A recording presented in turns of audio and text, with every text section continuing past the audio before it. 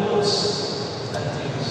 Magtataka ka, yung mga mag-asawa, nagdarasal ka, nagsisipag magkasama pa. Pero hindi sumusunod sa utos ng Diyos. Kaya, hiwalay pa rin. Rafi Alvin, sa pagkasabi na gawin ang Diyos ang sentro na inyong pagpapakalan. Di na kayo magdala sa pinagaling sa sipat, di na kayo sa magdala sa kanya. Gagawin ninyo kung ano yung gusto. Walang saysay at pananampalataya na walang gawa. Kung hindi ito nagpapakita sa things o gawa. Kaya sana, Rafi Alvin, isulit ninyo ang inyong pagpapakapagin tao. Makita sa gawa, sa buhay, ang inyong pananampalataya kay Kristo.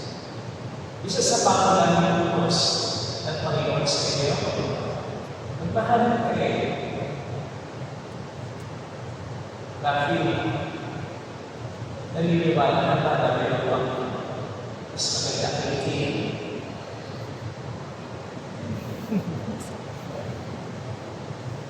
Ano?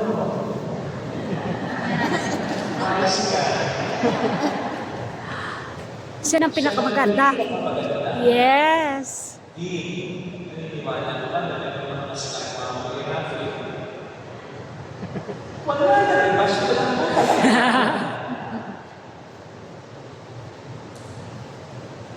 Dahil mahal mo ang isa't isa. Dahil ay para sa isa't isa. Kaya wala na talaga mas gagawa pa ang iskanan na ba?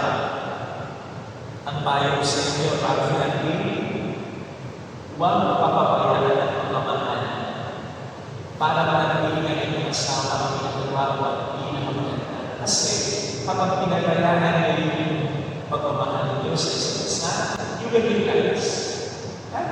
Hindi pa na talaga siya ang pinakagawa, hindi pa na talaga siya ang pinakamaganda. Dahil ang ito ang gagawin ng lahat para siramin ang asawa ang inyong sa inyo. Now, when that happens, lagi nyo naisipin, kung pwede kayo lang mas maganda, mas maganda, mas responsable, mas sweet, mas thoughtful. Pero hindi nyo binigyan ng gusto niyo. Kayo ang binigyan ng Diyos sa isa't isa. You may not be the best man or the best woman, but you are God's perfect gift for each other.